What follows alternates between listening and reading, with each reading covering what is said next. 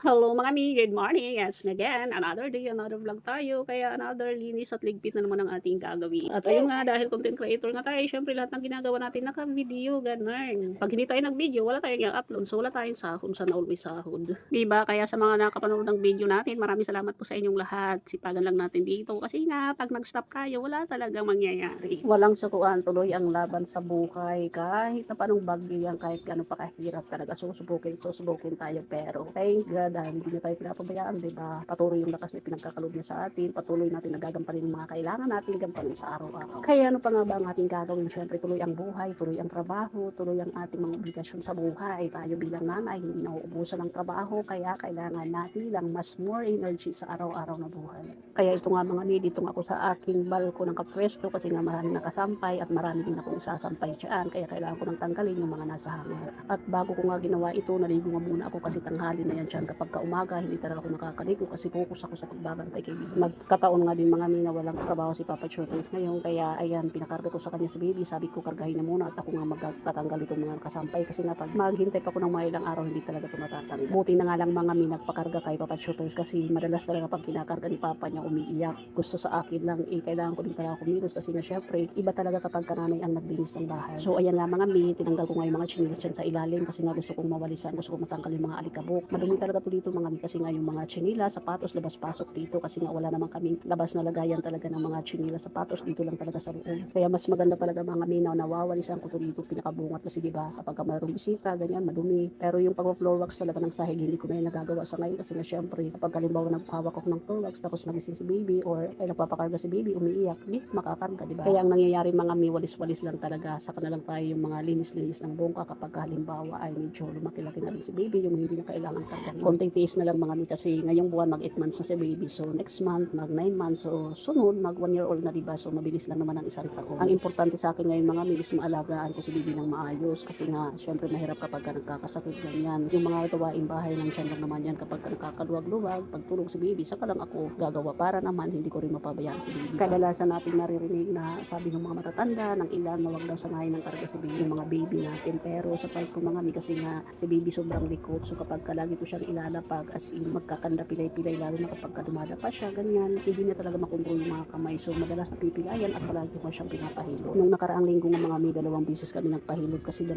beses din siya napilayan, di ba? So mahirap kapag halimbawa napipilayan kasi nga ikaw din nanay ang mag-aalala or mahihirapan dahil nga syempre panaiyak yung baby mo tapos hindi kumakain or hindi lumididi ng maayos, so ikaw lang din ang mahihirapan kaya ikaw din gagawin ng paraan kung paano maaalagaan si baby ng maayos. Kaya bahala na lang mga mi kung hindi ko magawa yung ibang mga gawain na importante sa si baby at naalagaan. At ayun nga mga mi kasi feeling ko ang bigat ng ulo ko dahil nasa tuwalya, kaya ayan nagsuklay muna ako at nagtali para naman ay hindi naman tayo mukhang ano nito, diba? May tuwalya sa ulo, at least maging magana lang yung ating ulo. At yun nga mga mi yung mga damit yan ni baby siya na hinahangin ko, nilalagay ko sa ipitan. Hindi siya gano'ng karami kasi nga sabi ko nga na kailangan araw-araw na ako maglalaba ngayon para naman hindi siya tumambak. Pero meron pa yan sa likod mga mi, syempre yung mga damit namin inuna ko lang itong mga damit ni baby. So kapag pala araw-araw tayo maglalaba hindi talaga siya tatambak, kumbaga madali lang ang trabaho.